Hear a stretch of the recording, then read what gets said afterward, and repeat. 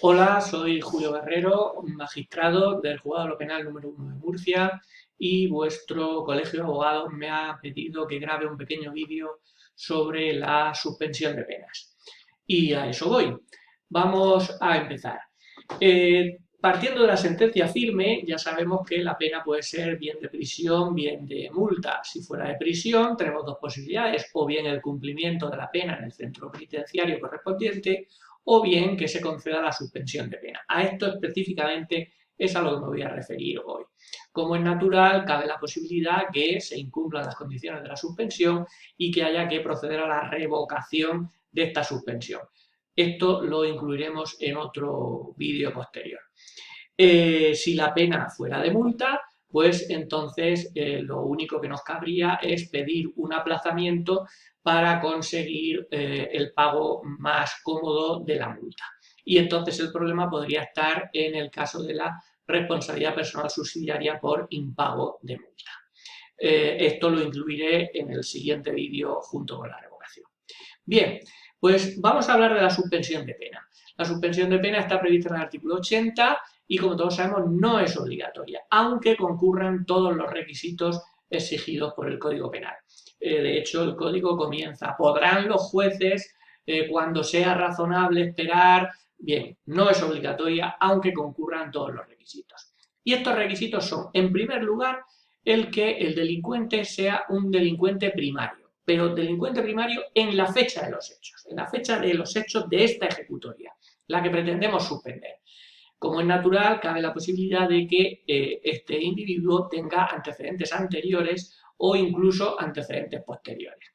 Si fueran antecedentes anteriores, hay que tener en cuenta que no se valorarán ni los antecedentes cancelados, ni los que pudieran serlo, los cancelables, ni tampoco los antecedentes por delitos imprudentes, por delitos leves y aquellos que no tengan relación con el delito concreto del que estamos hablando en esta ejecutoria. Esto es muy importante porque cabe la posibilidad que quizá un individuo que tenemos condenado por un delito de robo, a lo mejor tiene un antecedente anterior, no es delincuente primario, pero este antecedente es, por ejemplo, por conducción etílica. Entonces, la nueva legislación nos permitiría no valorar este antecedente y concederle, de todas formas, la suspensión de pena.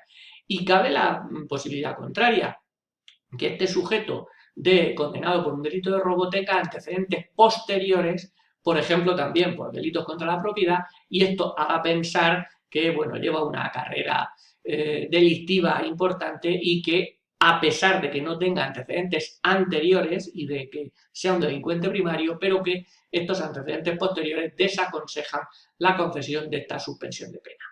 Bien, pero es importante que valoremos la cuestión de los antecedentes penales, la cancelación de los antecedentes penales. Como sabéis, los antecedentes penales, está previsto en el artículo 136, la posibilidad de esta cancelación, que ha de ser tras el transcurso de un determinado número de años, dependiendo de la pena impuesta, y es un plazo en el que el sujeto no puede volver a delinquir. Lo más habitual que sean, conforme vemos aquí en el cuadro, pues que estemos entre 3 y 5 años de plazo, dependiendo si la pena tiene más de un año y hasta 3 o más de 3 y hasta 5. Es lo más habitual. Este cómputo de plazos pues se computa desde que termina el cumplimiento de la pena. Es decir, la pena primero se tiene que cumplir, estamos hablando de una pena de prisión, primero se tiene que cumplir y una vez que se haya cumplido empezamos a computar el plazo de la cancelación. Caso de que se hubiera concedido una suspensión de pena, entonces lo que necesitamos es esperar a que se conceda la revisión definitiva y, una vez hecho esto, retrotraer la fecha inicial al momento en que se concedió la suspensión. Como esto parece un poco extraño, lo vamos a explicar con un ejemplo. Suponemos que tenemos que suspender una pena de una ejecutoria que tenemos actualmente y encontramos que este sujeto tiene una condena previa del 1 de enero del 2016 a una pena de 1 año y medio de prisión. Tenemos dos posibilidades, que esta pena del año y medio de prisión se haya cumplido efectivamente en un centro penitenciario o que se le haya suspendido durante el plazo de 2 años. En el primer caso, partiremos de la fecha de extinción, es decir, lo miraremos en la hoja histórico penal, donde consta siempre la fecha de extinción. A esa fecha le sumaremos los 3 años del plazo de cancelación y tendremos la fecha en la que estos antecedentes pueden ser cancelables.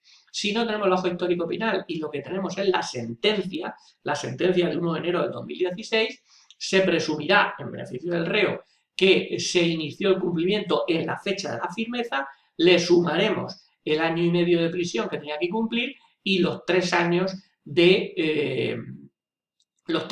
cancelación. Y llegaremos al 30 de junio del 2020. Atención a esto, porque hay que tener en cuenta que, imaginemos que estamos para celebrar el juicio hoy y nos quedan total 2 meses para que cancelen los antecedentes. Igual nos interesa retrasar la celebración del juicio para que estos antecedentes se cancelen o sean cancelables y poder conseguir la suspensión de pena por inexistencia de antecedentes penales. En el caso de que esta condena de enero del 2016 se hubiera suspendido, como digo, habrá que esperar hasta la remisión definitiva. Hay que tener en cuenta que la remisión definitiva, es decir, declarar que durante el plazo de suspensión no se ha cometido ningún delito, los juzgados a veces se retrasan a la hora de declararla sencillamente para esperar a que se puedan anotar en la hoja histórico penal antecedentes que hayan podido cometerse o dictarse la sentencia en los últimos momentos. Por eso al abogado lo que le interesa es pedir esta remisión definitiva enseguida, en cuanto transcurra el plazo, porque así reducirá el plazo para la cancelación y, por supuesto, puede evitar incluso que se anote algún antecedente posterior. Entonces, se retrotraerá a la fecha de concesión de la suspensión de pena, que si no nos consta, pues será la fecha de firmeza de la sentencia, a la que le sumaremos el tiempo de cumplimiento y los 3 años para la cancelación, con lo que tendremos la misma fecha del 30 del 6 del 2020. Bien, continuamos con la suspensión de pena, que hemos dicho que el primer requisito era ser delincuente primario. Pero como es natural, también tenemos otros requisitos. En primer lugar, el que la suma de las penas impuestas no pase de los 2 años de prisión. Y pongo prisión entre comillas porque no hay que incluir en estos 2 años la responsabilidad personal subsidiaria por impago de multa, es decir, solo las penas de prisión. Como es natural, también es necesario que la responsabilidad civil esté pagada o exista el compromiso del acusado de abonarla. Por eso normalmente lo que hacemos es conceder la suspensión de pena condicionada al pago de la responsabilidad civil en un determinado plazo, que si no se paga dará lugar a la revocación de la suspensión. Esta suspensión tiene que tener un plazo de 2 a 5 años durante el que el acusado no puede volver a cometer un delito y tener en cuenta que en este plazo no se cuenta el tiempo que haya estado este individuo en rebeldía, caso de que lo haya estado, porque ello sería una pérdida de tiempo. No interesa. Bien, en cuanto a la suspensión extraordinaria, para aquellos casos en que no cabe la suspensión ordinaria porque hay antecedentes penales o porque las penas suman más de 2 años. Cabe incluso en este caso la suspensión extraordinaria siempre que estas penas, cada una de ellas, no tenga más de 2 años, una duración superior a los 2 años de prisión. Aquí os pongo un ejemplo, pues 2 años más 1 año más 6 meses, como cada una de las penas no supera los 2 años de prisión, podríamos conceder la suspensión de pena. También es necesario que se haya pagado la responsabilidad civil, que no sea regla habitual, pero en este caso, precisamente para compensar esta existencia de antecedentes penales, hay que imponer una serie de medidas, como pueden ser la multa o los trabajos comunitarios. En ambos casos, con un máximo y un mínimo de 2/3 y de 1/5 de la pena impuesta. En el ejemplo lo vamos a ver muy claramente. Si tenemos una pena de 6 meses de prisión, que son 180 días de prisión, estos serían el doble, 360 días de multa. Sobre esta cuota de 360 es sobre lo que se calcula el quinto y los 2/3.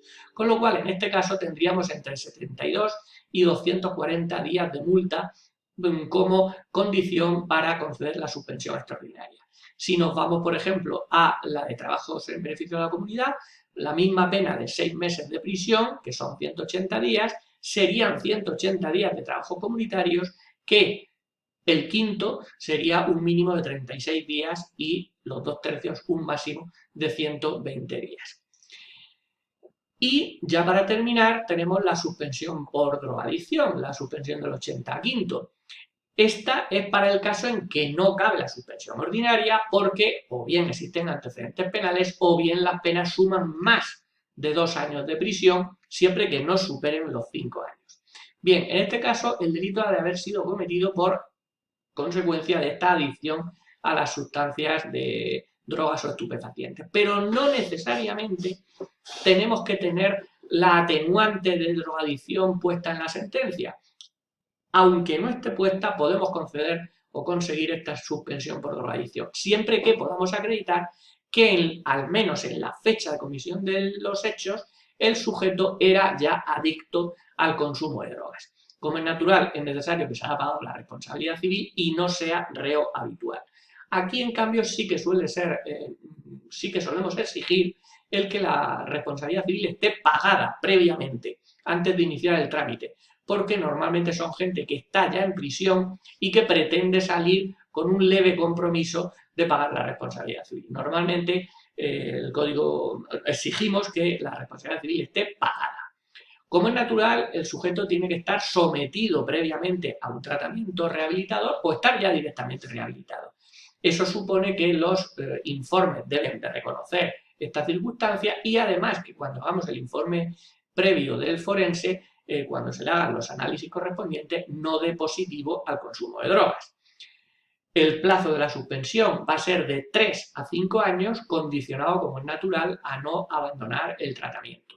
Y teniendo en cuenta que a veces las recaídas pueden no dar lugar a la revocación de este beneficio de la suspensión.